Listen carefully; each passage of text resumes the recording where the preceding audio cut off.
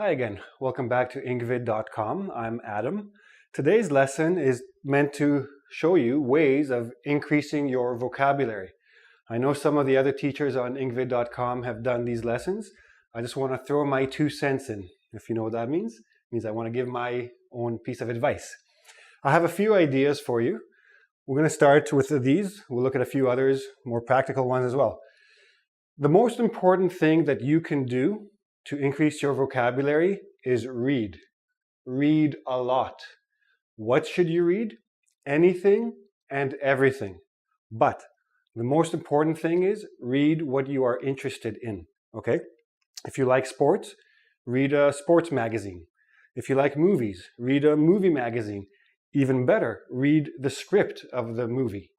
If the movie is based on a novel, read the novel. For example, recently the movie Life of Pi was very famous in the theaters. It's based on a novel. Read the novel. It's a pretty good book. My favorite movie, Shawshank Redemption, based on a novella by Stephen King. Read it. Best way to increase your vocabulary. Also, don't just learn new words and try to remember them. Write. Write a lot. Use the words you're learning, right?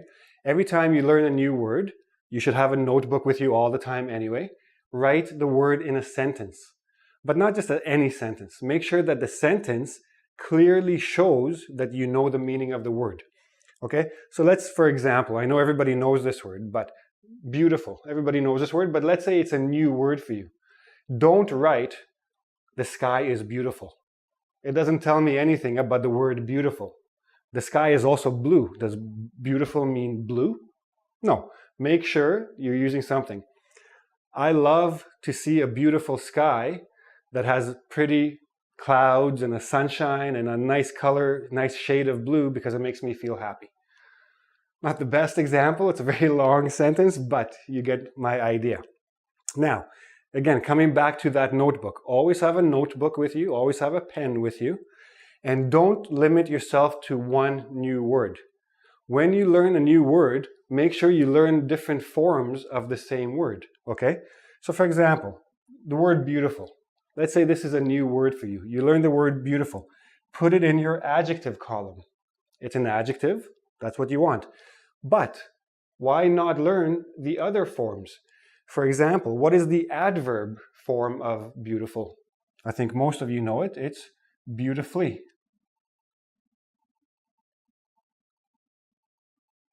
So you have now 2 new words. What is the noun form of beautiful? It's beauty. You now have 3 new words in your vocabulary. Is there a verb form of beautiful? Yes, as a matter of fact, there is. Beautify means to make beautiful. You now have 4 new words. Think of other words. Beautician. A beautician is a person who works making people more beautiful. She does facials and manicures and pedicures and wax and whatever else these beauticians do. Anyways, try to find other forms. Learn many words instead of just one word. Okay.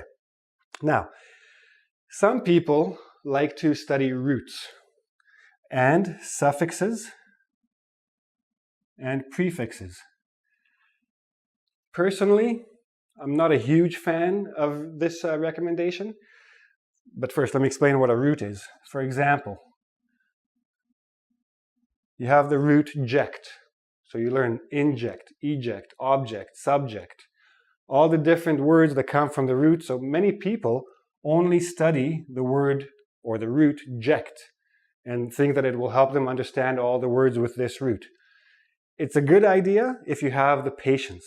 I think most people who are studying English don't like to study roots because it's like studying another language. If it works for you, do it. If it doesn't, don't.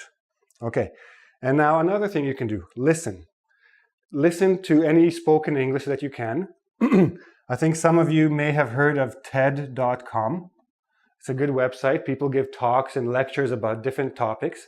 Listen. Listen carefully.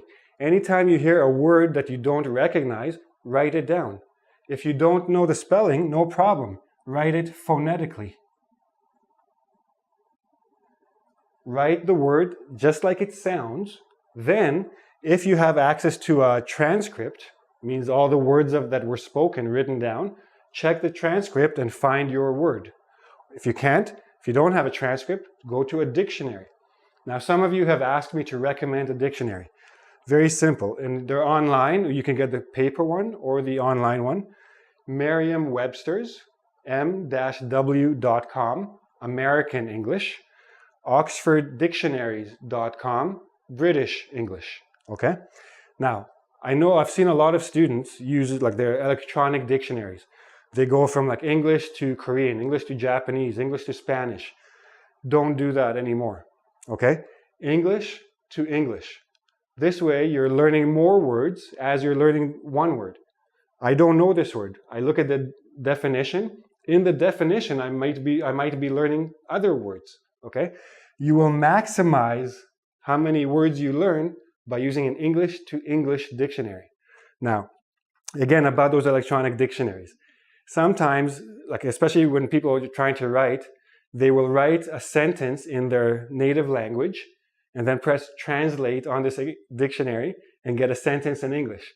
Now, I've seen sentences that I knew came from the electronic dictionary because they made no sense. Okay, they were terrible, terrible sentences. Don't do that. Okay, the people who made these dictionaries might not know English very well. Keep that in mind. Okay, so these are some ideas. Now I'm going to tell you what I think are the best ideas to increase your vocabulary. Okay, so now we're going to look at a couple other ways you can increase your vocabulary. These are very effective, but they take a lot of patience, a lot of perseverance. You have to try hard. You have to keep doing it because vocabulary, not so easy, right? Okay, so first we're going to start with cards. You get yourself a stack of cards, maybe this big, not too big because you want to carry them in your pocket, take them with you everywhere you go, okay? On one side of the cards, you're going to write words, 4, maybe 5 words that are new words for you. You're going to write sentences on the back. On the other side of the card, you're going to use these words in sentences. So you have the clear meaning. Or you can write the meaning of the word, dictionary meaning. Both okay. Now, you're going to split your cards into 3 piles. Okay? You're going to have the pile of cards of words that you know. Words you're very comfortable with. Eventually, you will have a pile like this. Words that you're very comfortable with. You know them very well. You don't need to look at these cards very often. Okay? Now, before I continue, where do you get these words? You get from a TOEFL site or an IELTS site or an SAT site or an SAT book, for example. They have lists of words that you need to learn. Put all these words on cards, split them up like this. You know these words very well, don't need to look at.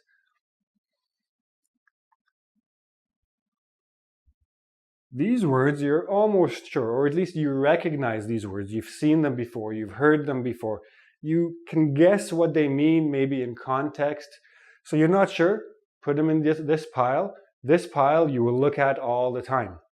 And then in the last pile, you put words that you really don't know. Okay? This is the pile you will look at the most. You will study these words. As they become more familiar, you move them to this pile. This pile you study also very regularly. You take this pile is the one you put in your pocket and take with you when you go outside. On the bus, look at your words. Long line at the bank, pull out your cards, look at the words, okay? When this word becomes very comfortable for you, when you know what this word means, move it over to this pile, leave it at home, okay? Don't know, almost sure, no. Study, move, put aside. Once in a while, look at them, just make sure you remember. Because if you never look at these again, you will forget them, okay? So it's all the time, continual. You have to practice. Vocabulary is a lot of memorization. That's the way it is. Now, here's another thing you can do, okay? This is the last one I'll show you today. What you do is you make yourself groups of words, okay? You can do it many ways. You can make yourself a little, like a little brainstorm. For example, if we're looking at roots, you write the root in here, eject, and then you write reject, inject, eject, subject, etc. or in a list, however way works for you. So 3 ways that I will recommend to group words. Again, if you like the roots, group them like that. Eject, reject, object, subject, inject. Now, the reason you're going to make groups is because maybe you don't remember object or object, remember noun or verb, but you remember ject. You remember this group. You sort of remember what ject means, so you can apply it to object. Ject is like push in most contexts. Object is push away, refuse. Okay? So if you don't remember the word, hopefully you will remember the idea of the group, and then that will remind you what the word means. Okay? Another group you can use is similar meanings, so synonyms, words that have similar meanings, or a similar function. Okay? So for example, I'm going to look at this function, increase. Extend, expand, accelerate, intensify, reinforce. All of these have some sort, in their meaning, have some sort of connection to increase. Extend, make longer, increase length or time, duration. Expand, increase size or scope. Accelerate, increase speed. Intensify, increase intensity. Reinforce, increase strength. So maybe you see the word reinforce, you're reading something, you see the word reinforce, you're not exactly sure what it means, but you remember the group it was in. The group was the increase group. So reinforce means increase, plus the context of the sentence you saw it in will help you understand it means increase strength. Or sometimes it could be increase number, like number of soldiers, reinforce the position. The last group is theme. For example, let's say for today, the theme is technology, okay? So you write words that have to do with technology. Obsolete, state of the art, update, downgrade, cutting edge. All these words we can talk about like computer softwares or computers. Obsolete, old, not useful anymore. Nobody uses this anymore. Windows XP. Maybe not completely obsolete, but almost obsolete. Hardly anybody uses it anymore. State of the art means the newest. Cutting edge, the newest, the most modern, the most advanced you can get. Update, to make newer. Downgrade, to make less. For example, I have Windows 8. I don't like it. I want to downgrade to Windows 7, but can't do it. Windows 8 won't let me. But anyway, so you have a theme, you have a function, you have the root. Learn in chunks. If you don't remember one word, you'll remember the group. It'll help you understand the word you're looking at, okay? Go to ingvid.com. I'll give you a quiz, give you some more practice with these ideas. And subscribe to my YouTube channel. And come again when we'll do this again. Thanks.